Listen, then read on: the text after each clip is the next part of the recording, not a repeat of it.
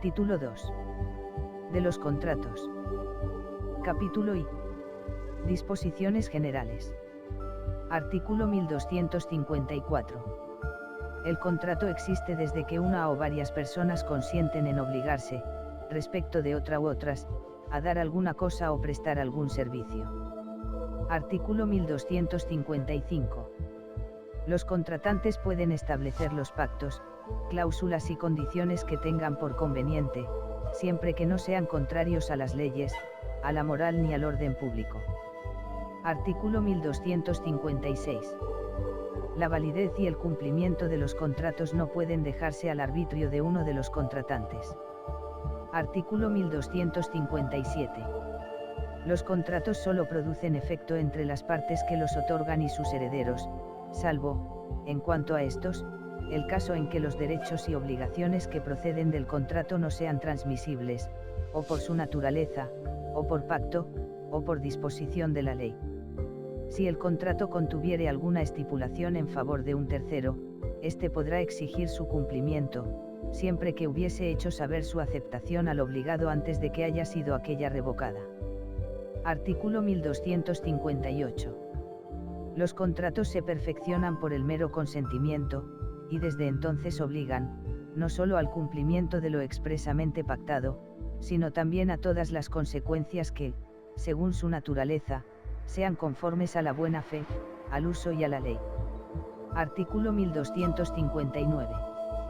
Ninguno puede contratar a nombre de otro sin estar por este autorizado o sin que tenga por la ley su representación legal. El contrato celebrado a nombre de otro por quien no tenga su autorización o representación legal será nulo, a no ser que lo ratifique la persona a cuyo nombre se otorgue antes de ser revocado por la otra parte contratante. Artículo 1260. No se admitirá juramento en los contratos. Si se hiciere, se tendrá por no puesto. Capítulo 2. De los requisitos esenciales para la validez de los contratos. Disposición general. Artículo 1261. No hay contrato sino cuando concurren los requisitos siguientes: primero, consentimiento de los contratantes. Segundo, objeto cierto que sea materia del contrato. Tercero, causa de la obligación que se establezca. Sección primera del consentimiento. Artículo 1262. El consentimiento se manifiesta por el concurso de la oferta y de la aceptación sobre la cosa y la causa que han de constituir el contrato. Hallándose en lugares distintos el que hizo la oferta y el que la aceptó, hay consentimiento desde que el oferente conoce la aceptación o desde que, habiéndosela remitido el aceptante, no pueda ignorarla sin faltar a la buena fe. El contrato, en tal caso, se presume celebrado en el lugar en que se hizo la oferta. En los contratos celebrados mediante dispositivos automáticos hay consentimiento desde que se manifiesta la aceptación. Artículo 1263. No pueden prestar consentimiento. 1. Los menores no emancipados, salvo en aquellos contratos que las leyes les permitan realizar por sí mismos o con asistencia de sus representantes, y los relativos a bienes y servicios de la vida corriente propios de su edad de conformidad con los usos sociales. 2. Los que tienen su capacidad modificada judicialmente, en los términos señalados por la resolución judicial. Artículo 1264.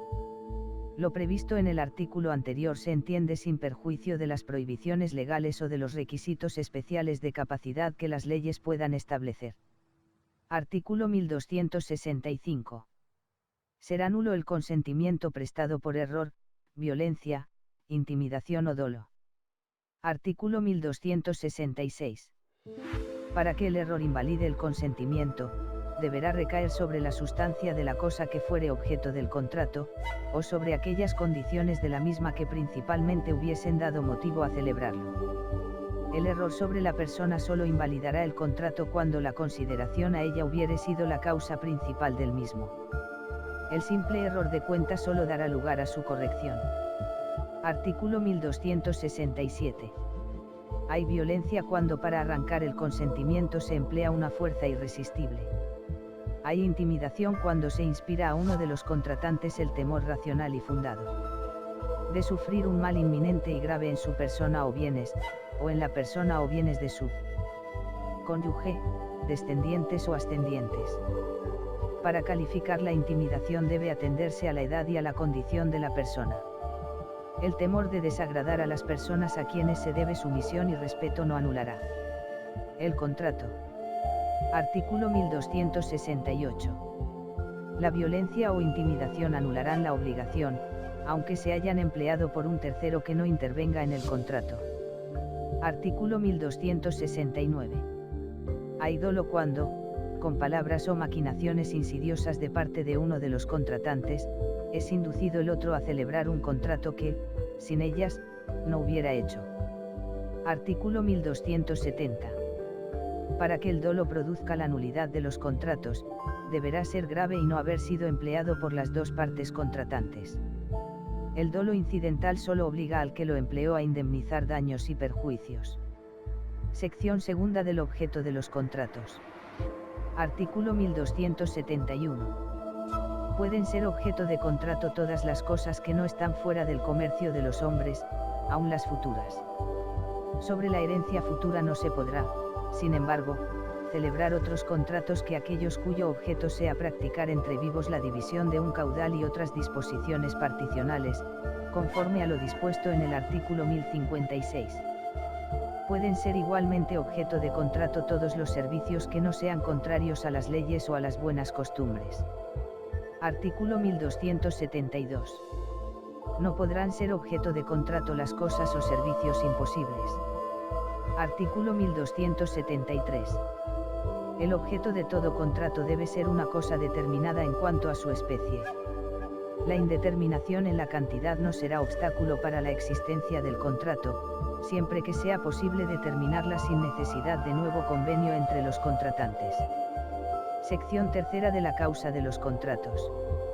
Artículo 1274. En los contratos onerosos se entiende por causa, para cada parte contratante, la prestación o promesa de una cosa o servicio por la otra parte, en los remuneratorios, el servicio o beneficio que se remunera, y en los de pura beneficencia, la mera liberalidad del bienhechor.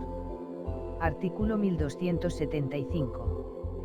Los contratos sin causa, o con causa ilícita, no producen efecto alguno. Es ilícita la causa cuando se opone a las leyes o a la moral. Artículo 1276.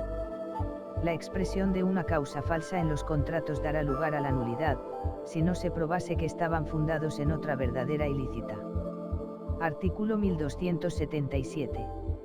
Aunque la causa no se exprese en el contrato, se presume que existe y que es lícita mientras el deudor no pruebe lo contrario.